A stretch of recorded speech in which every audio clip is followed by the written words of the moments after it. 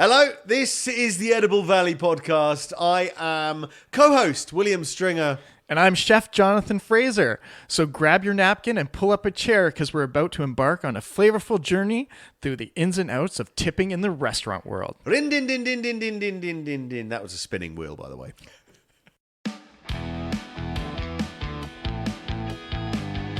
Do you ever wonder where your food comes from? That's what got us started on this adventure.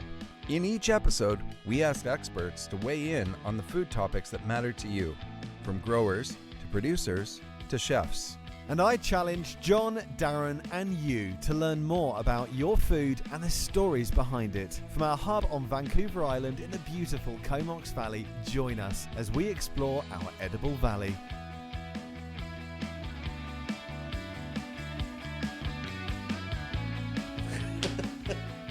Well, hello. I hope you're having a lovely one so far. We certainly are. We've got the spinning wheel out today. We're going to do a spinning wheel episode, which means you never know what you're going to learn, basically. I've also got a recipe a little way down the line. John, what are we talking about today, mate? Well, we wanted to talk a little bit about tips. Okay. Tipping nice. in the restaurant industry. Controversial. Controversial. Say that again. No. It is going to be a controversial one. What do you think about tipping? Well, I just want to watch you get heated about tipping because I know where God. you come from. You come from the serving end side of it. Yeah. The guy who, historically who's trying to get the tip and trying to make people happy and trying to acknowledge that, get that acknowledgement for a good job done, right? Yeah, I mean, I spent many years back in the day serving tables, and it's all about tips. I mean, it is all about tips. But I came to it from a good direction. I genuinely wanted to provide a good service, and I actually never counted my tips from each individual table, just at the end of the night, and that would generally show me how well I'd done. So I wouldn't be like, thank you everybody, bye. Oh, let's see what they tip me. Oh, they're bastards. Like, I wouldn't do that. Like, they would get a good level of service. But so, I know servers who do that, and they'll literally come back there and they'll look at the thing, and then all of a sudden they go from this happy, and they just go, oh, what happened? Like, yeah, they happened. And then they're like, oh, that, they start cursing out that person, yeah, and being cheap and stuff like that. And you know what? It's a general thing over a day. And I think here's the thing. Everyone knows someone and a server that's like that. And they're not bad people, but their perspective is on the money when it should be on the service. So we've all had people that have not tipped us or given us 9% or something like that. And it's a bit of a kick in the teeth, but if you're cursing those people, you're not doing it right. You need to wish them well and you move on to the next people. That's what a good server does. And those are the people that make the most money. Every time. I always say that. Every time server I've ever known that always sees that fact, they're like, whoa, I just don't worry about it to the end of the day. And they're like, I actually did pretty good compared to the person who's all panicking about it. And there's other things, because that not only does that tip go to the serving staff, but in a lot of places now, the tip gets spread throughout the entire restaurant. Yeah. So there'll be a portion will go to the kitchen, a portion will go to the bartender, a portion to the hostess, expos, whoever's in there that's helping out. The server basically will take a percentage of the tip and then spread it out among. And every place is a little bit different because there is no standard for it. And here's the thing. It is complicated. Put it in simple terms. The server will usually be required to tip out on a percentage of the food they sell, regardless of whether they get given any tips. So if some freak event happened and not one person tipped them that day, they would still be required to tip out usually 4% to the kitchen, a percent or 2% to the bar, and usually 1 or 2% to the host. So even if no one tips them, they still have to give that money.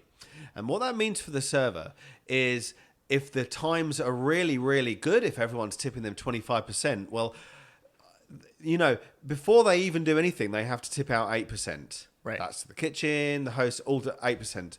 So if they get 15% across the board, they get that. And I'll do my maths quickly. 5, 6, 7, carry the 2. They get 7% of all their food as tips. But if they're an amazing servers and everyone's giving them 25%, I'm not even going to bother with the maths on that one. They get to still keep everything over 7%. Exactly. That's how it works. So if one person tips them 9%, then they are essentially giving them 2% if they're tipping out 7% to everyone else, if that makes sense. So when the times are good, they're rolling in it. But if the times are bad and people don't tip them, they still have to tip out. Well, then let's talk about why do we tip people? Yeah, should we go back to the origins? Like, we can slip back into a bit of the origins because that's where tipping sort of, how tipping evolved. And I think tipping has always been around. Where did it start? Well, I'm going to bet America. No, we're going to... Well, let's say it's really from Europe, right? Because a lot of European nobility with lots of extra money and stuff like that would give tips to their servants.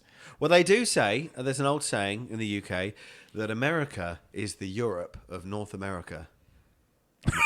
Yeah, that's rubbish. I made it up. Anyways, so a lot of Americans traveling in Europe, back in the 1800s and stuff like that, brought that back to the U.S. But actually, the U.S. sort of went against it during the what was it time? Was it the like the 1900s? The very early 1900s, because they kind of felt that it was like going against democracy. Like the democracy was to do with tips, so you didn't have this elevated thing. Yeah. So anyways, so that was sort of the thing. And then actually, it was sort of they say like the slavery ending in the United States and the rails coming in, they started bringing tips in to pay for people on those. And it kind of spread out. And during the Great Depression was one of those things that restaurants really took it on. Because they were like, that was how they were going to be able to pay their staff because they didn't have the money to pay their staff at that time. Wow. So the margins in restaurants, that doesn't indicate, have always been relative. What is the average margin in a restaurant now? Nothing. Is it right though? It's like 1 or 2%. It's only in if you're getting 5% return on it, you're in a good spot. Yeah. Wow. Don't go into the restaurant business if you want to get a good return on your investment because it's not a hard savings account. Yeah. Anyway, I suppose that's another show. That's a completely different show. But back in the day, you could use tip money, I guess, as wages. As wages. Well, and that's how it sort of became. And then there was it's become struggle all over the years to sort of clarify it and who's responsible for it. And even in our own system now, it's a little bit that, tips are not a guaranteed thing. So a lot of people have struggling with servers and stuff like that. They have these great incomes of working as that, but they can't use it to say buy a house, or they haven't been till recently because it's a gratuity and it's not a guaranteed wage compared to your actual wage, which is very low for a server. Yeah. So they're cash. They have lots of cash in hand. They just don't have anything in the bank account to prove it. So. Back in the day, I'm telling you this right now, Canada is the best place in the world to serve tables. Okay? The reason for that is because in the US, the minimum wage is generally considerably lower than it is here, if there is one at all. But there is a tipping culture. In Canada, there's a very high minimum wage, but there's also just as strong a tipping culture. So, when I used to serve, I used to end up, the minimum wage is going up and up and up and up every single year.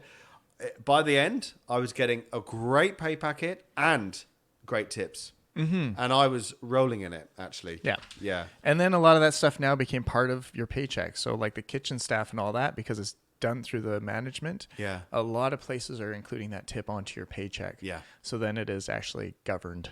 Exactly. And then you get it taxed and all that, which is fine. Yeah. It's a wonderful thing. Okay. So how do you actually calculate the appropriate tip? You're in a restaurant, bill goes down there. Boom.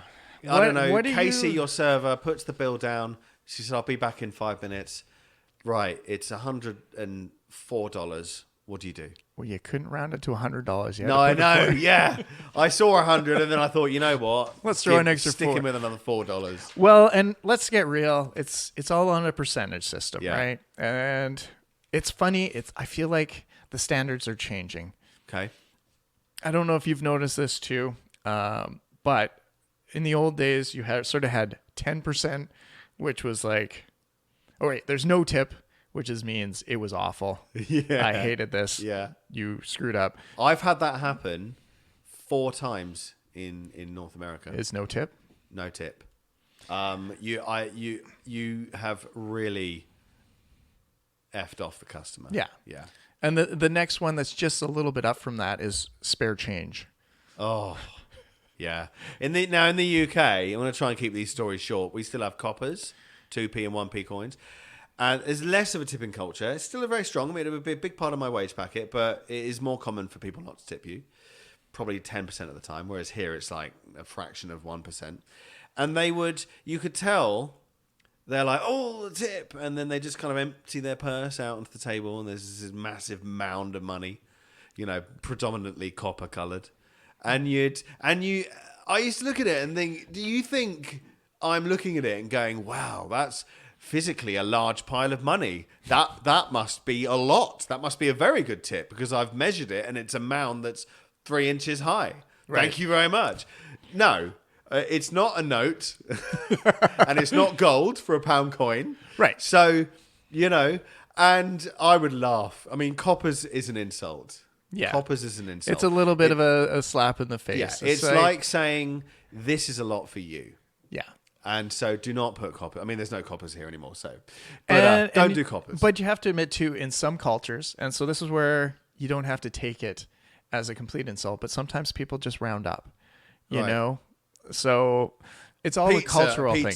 Yeah, you round up and stuff like that. So then anyway, so now I'm kind of thinking that like in our world today, it's 15, 18, 20, and now what I'm seeing a lot of is 25%. I've seen 30 recently. Have you seen 30? Yeah. And that's where I'm starting to feel like it's getting out of control. But let's say, I like to say 20 is a good benchmark for being... 20 is a great tip. It's a good tip, and it's a respectful tip. And 18 is a good tip, and actually 15 is a good tip. Yeah. But anything below 15... Anything below 15 is sort of a... Yeah. When I was really into it serving, every now and then, I mean, I say that I was always very respectful, and I was, but sometimes 15 would be, it's definitely the lower end that you'd get from anyone. And my father-in-law said to me, that is a perfectly good tip for what you do. And I thought, you know what? You're right. It is a perfectly good tip. Yeah. Someone might not have enough money and they want to go out for a meal and they want to look after everyone. They want to patronize the business and they want to give the server a tip. 15% is a perfectly good tip. It's a perfectly good tip. Yeah. But I think now that with the inflation and tougher times, I think now there's becoming more of a demand for a higher tip. Well, which, inflation, which a little bit concerns me in some ways too, because I think it's getting a little bit on the greedy side. But inflation, so tips are a percentage of the bill. So inflation takes care of the bill. The bill goes up, the tip goes up. Exactly. Next. So what I would say is when you look at the 25-30% tip on there, for me, that would be something that someone did something amazing for you. Like someone who put that extra care, who came out of their way, and maybe you requested something special or you wanted something special, and that would be somewhere where I'd be like, oh my God, like this was above and beyond. Do you know that moment that, and you've had it you probably had it at a table where you've done something for a customer and you've just made their day. Yeah. There's points.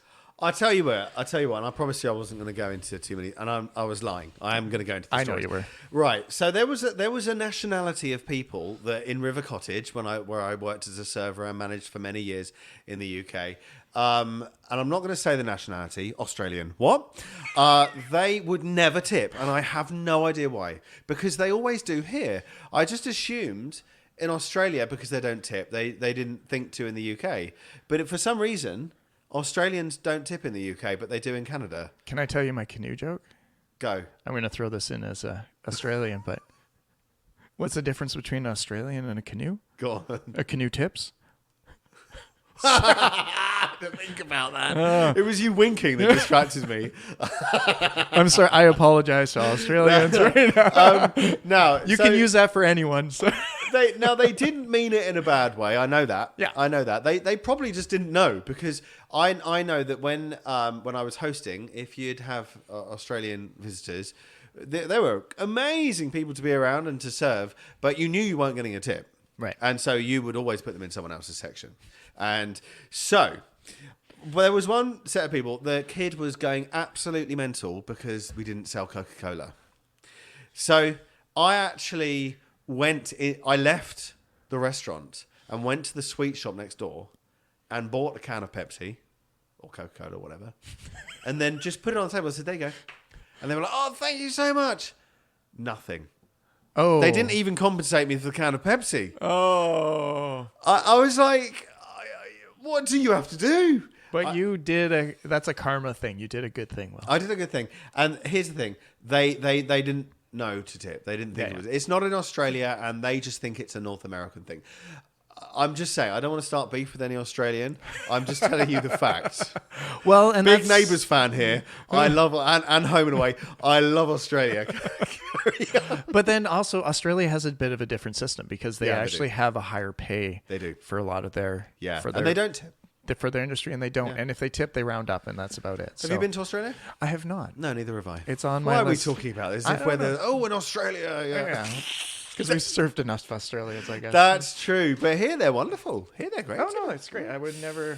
I love having different ethnicities everywhere, right? Like different people from different regions. Oh, yeah, indeed. Fun just is Australia an ethnicity? No, I don't think it is, but I was just... The barbecue ethnicity.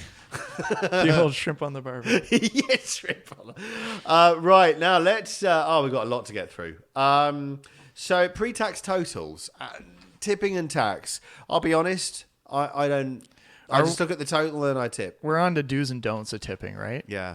I mean, technically, you're not supposed to tip on the tax. You'll find a lot of places add the tip on the final bill. Which is interesting. It is interesting. Is that why 18% came about? Because it's actually... 18 is a way of tipping 20 on the pre-tax total. Maybe. I feel like 18 came along really because of groups. And there's another thing to talk about. Yeah. A lot of restaurants, because assuming that your buddy's putting a tip on, that big tables sometimes don't tip well. Oh. And it's not and so a lot of restaurants and establishments will put an automatic 18% gratuity, which is good or bad. And then you have the option of adding more to it too. The other thing, you have an option of making sure that you don't double tip when you're in a large group. So that's something you should keep an eye out for sure. So we didn't add a gratuity in England onto large tables. So sometimes this was the worst of the worst. Is the big table, everyone would pay individually with cash, which was quite frequent. Right. I guess it's less now with cash, but everyone would pay. And what they would do is say everyone on the table has a £15 total in money. Right. And they'd all put down 20. And then one person would say, and I've had this happen about 4 times, happened about once a year on average. And it was just made me so angry. Okay. One person would have a credit card and everyone else would have cash. So that person would say, oh, I'll tell you what, I'll just pay on, and I'll keep the cash and I'll pay on credit card. Your mouth is starting to drop because you can see where this is going. I know where you're going. I could see what everyone was leaving me. So I could see everyone was leaving 15% tip. And I've had this happen a few times where one person says, I'll take all the cash, and then they don't leave a tip. Wow. So, and I my mouth has dropped because they have just stolen from me. Yeah. They have literally just stolen from me. And they have just got a free meal. And I'm like, you've made profit on that, mate. I've had someone that they have literally gone away from a meal and had a free meal plus made about $25 profit because that they're walking away with my tip. Yeah, I was just thinking we should go for dinner. I feel like there's a group of us should go. I tell you, I'm the most generous guy in the world now. Yeah, you've worked out. What a great system. I look at everyone and I say, you tip less than 20%, you are dead. Like if I'm in that party, you look after that hard-working server. When you go with Will, he's like, he's checking bills. He's like, how much did you do? How much did you do? How much did you do? Right. Oh, let me see everything there. As long as the server works hard and is invested, then I say, for sure, go for it. Sure. Okay.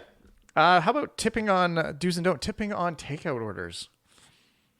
I mean, so the way it works in almost all places, if not all, is the bar deals or the host deals with that, and they get to keep the tips for that, and they give a little bit to the kitchen.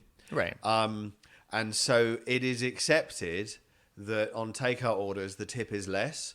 So the amount they give to the kitchen is less on average because there are some people that tip less.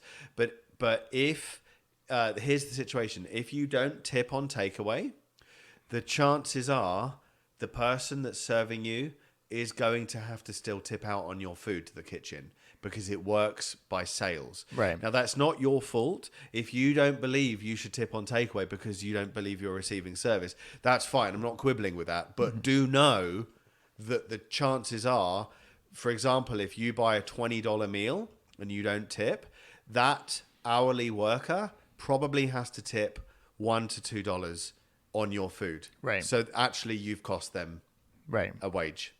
And I'd say just bear that in mind. And at least tip them $1 or $2 so they're not losing money. Well, and this is one of the things that I have.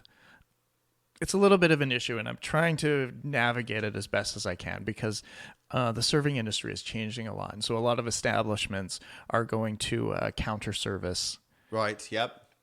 thing, which they're still expecting that 15, 20, as I've seen, 25% tip for you coming up there, ordering your food, getting your drink, and going back to your table and waiting for someone to come and drop your food off to you, and then you clear your own table.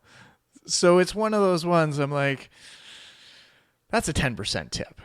Yeah. In my words, but now they're demanding a higher tip and stuff like that. So it's an interesting, and this is like if you're going out for, say, like to beers or something like that, and you're going up to a place where you're buying a beer at a time, and I usually always just throw the extra change or whatever in the cup that they have out there. But now it's becoming more of a thing, especially with with our tap system that we live in. I mean, the proliferation of that, but that makes it easy to tip more. I'm going to ask you then. So, say it does go to 10%, and I haven't got an opinion on this. I'm just saying, follow the money because tips really do change everything. You can't just dump a load of money into a system and expect nothing to happen. Right. So make it so the counter service place. Look at say Taco Bandito. Okay. That's the place. Is it Taco Bandito? Yes. Yeah, Burrito Bandito. I don't know. It's a lovely place. I actually haven't been in there yet. It's great. On my it's list. really, really great. Now they are a modern place, really great brand, really high end food, I'd say, or good quality food. But they are counter service, and they seem to me to be where the whole industry is going. It is definitely the table service regular place. I think there's less of them. Atlas Cafe is one that is stuck to its guns, and it does really, really well for doing that. And it's less and less of a thing. Now, here's the thing. So what happens if you just give 10% for somewhere like that? What happens in the industry? Well, it just brings the whole level of the industry down, I guess. But I mean, it's also it's not service.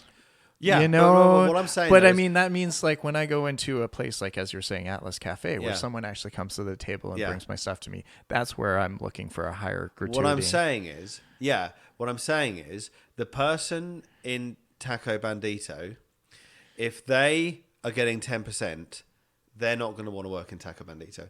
They're going to want to work in Atlas Cafe. Of course. They're going to want to get the 20%. Of course. So then another restaurant, Taco Bandito, that's really great, high-end food, Other people, they're going to get the dregs. yeah. They're going to get the people that aren't committed, that are happy to work for that lower wage, but they're going to commit less to it. Right. Which is nothing wrong with that, as long as you're getting the job done. Of course. So how do you achieve that great service with that modern counter service style and keep the right staff? And I don't have an answer. I was just like, I don't think we have enough time. It's not written down. It's not on my paper. Wait, no, you bring up a very good fact, Yeah. But then it's the same thing as like someone working at a coffee shop. Now there's a 15, 20% tip on getting a cup of coffee. Yeah. Whereas in the old days, that was the price. I mean, I'll happily have a go at Starbucks. We decided to go and get hot. We go to hot chocolate. We get hot chocolates and go and sit at the spit. Right. And if there's a storm, we just watch the storm.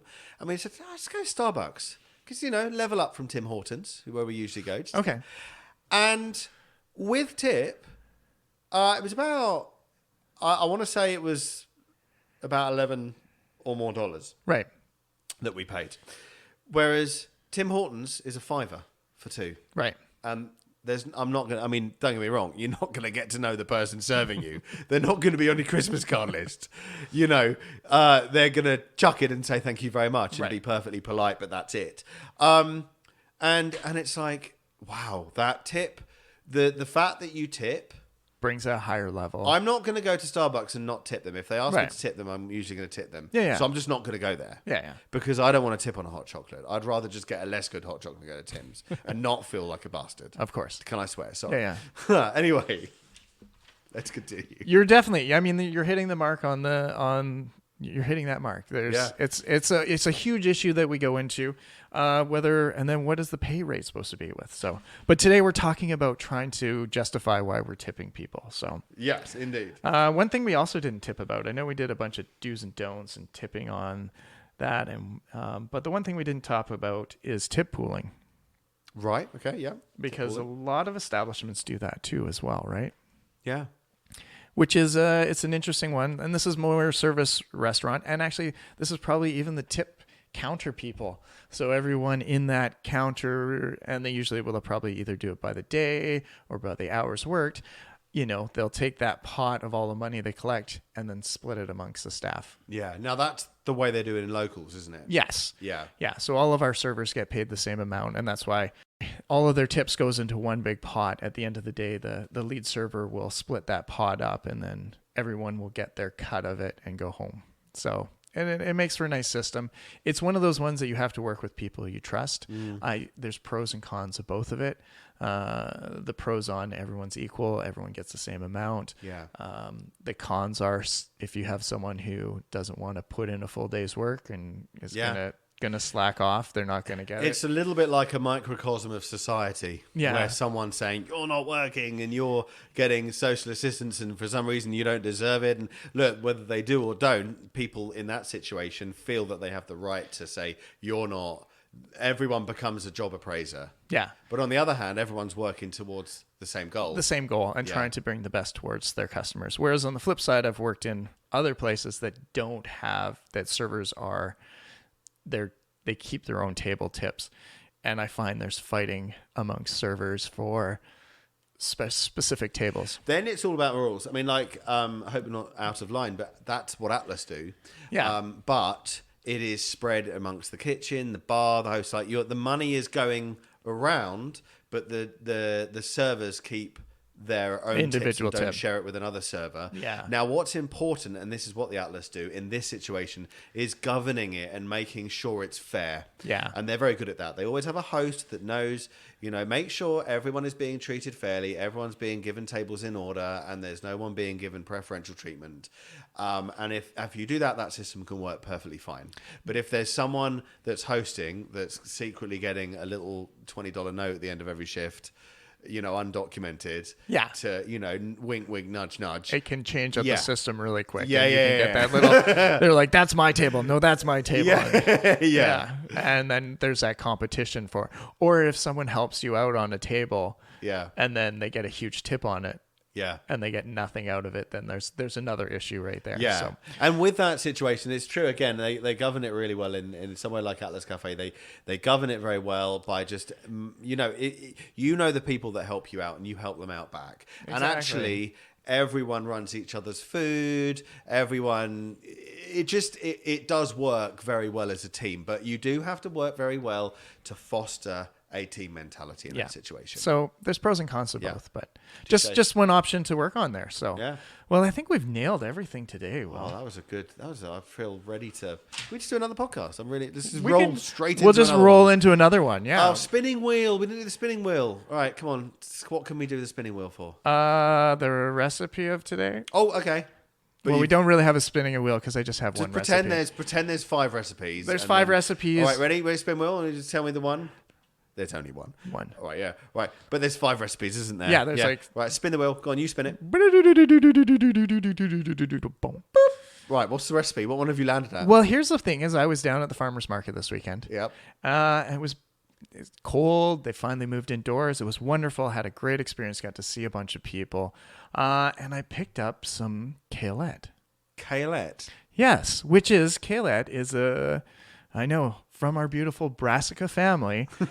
It's basically kale leaf and a Brussels sprout together. And it's just like that little bud that grows out of the kale when it's coming up. And so instead of letting the leaf go, you can clip that off. Yeah. And then it becomes a beautiful little vegetable for your dinner. So it's something easy to saute. This recipe would work if you just had straight up kale. Yep. But basically you're going to need probably about a pound of kaleette, which you can find a lot of places now. I would get about half a pound of chorizo sausage, 1 onion, 2 cloves of garlic, probably a tablespoon of olive oil, salt, pepper, and if you want, a little chili flakes, and then to finish off with some lemon juice. So basically what we're going to do is wash off our kale. We're going to start in a pan on medium heat, throw in a little bit of chorizo sausage. We'll slice it up, or if you want to take it out of the casing and break it up, beautiful. Just starting to let it brown. Take your onions, saute them lightly in there.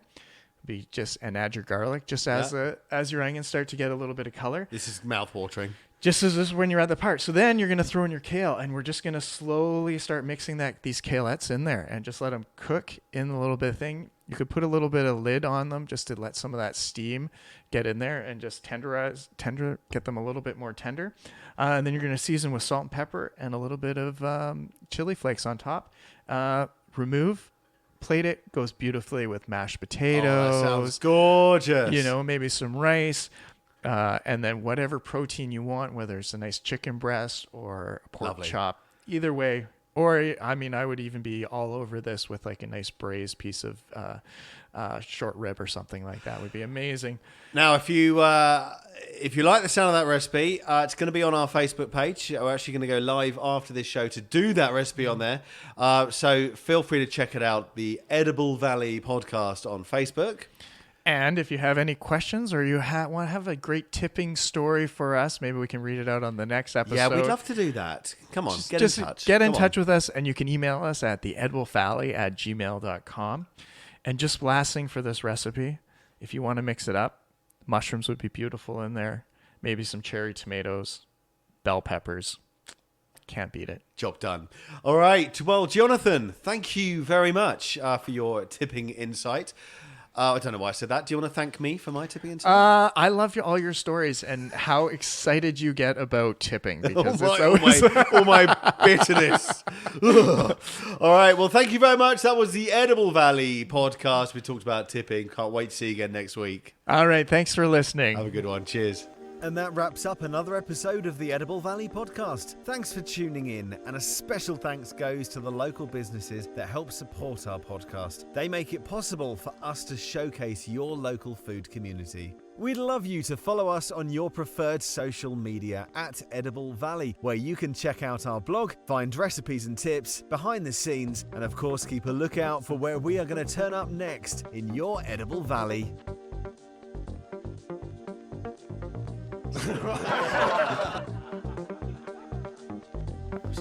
Hello, it's the Edible Valley podcast. My name is William Stringer. And I'm Chef Jonathan Frazier, and we wanted to invite you to pull...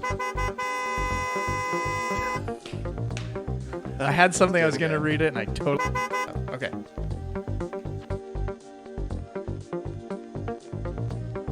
And this has been an Edible Valley production. Yeah. Beep, beep, beep, beep, beep, beep, beep, beep. Okay. Ready again?